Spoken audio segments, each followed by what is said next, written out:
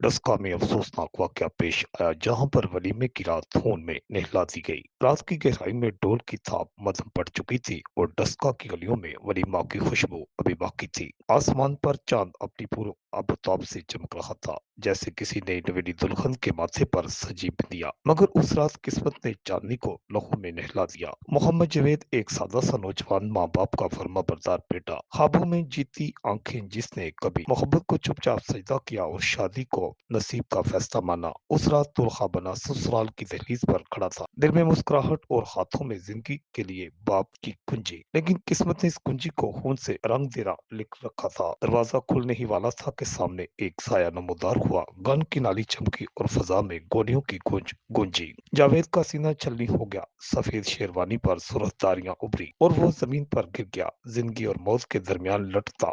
वलीमे की रात अपने ही खून में भीगता। कहानी यहाँ खत्म नहीं हुई। कहते हैं जिस दुल्हन के हाथों में मेहंदी सजी थी उसके दिल पर किसी और का नाम लिखा था, मोहम्मद बूटा, जो रात को अंधेरे की तरह आया और जावेद के अरमानों को अंधेरे में घूम कर गया। उस लम्हे इंसानियत ने भी दम तोड़ दिया। वही दुल्हन जिसके लिए जावेद ने सपने देखे थे, उसकी जेब से सलामी के लफाफे, मोबाइल, तलाई, अंगूठी निकाल कर चुपचाप पलट गई। शायद वो सब पिछले मंजर की कीमत समझ रही थी। शायद उसने जावेद को कभी अपना माना ही नहीं था। मोहम्मद नासिर एक बाप जिसने बेटे के लिए घर के ख्वाब देखे थे, उसकी जनाजे की तैयारी में लग गया। डस्का के छोटे से हस्पताल से गुजरांवाला तक जावेद ने आखिरी सांसों में सिर्फ एक ही सवाल किया कि मैंने किसी का क्या बगाड़ा है। एफआईआर में सिर्फ नाम दर्ज होने, बूटा उर्फ रहमान और वो लड़की जिसके माथे की बिंदिया आप हमेशा के लिए बदनामी की मिट्टी में दफन हो चुकी थी। लोग कहते हैं जावेद चला गया, मगर कुछ कहानियां कभी खत्म नहीं होती, वो रूहों में चुभती हैं। जैसे जावेद की माँ की आंखों से टपकते हर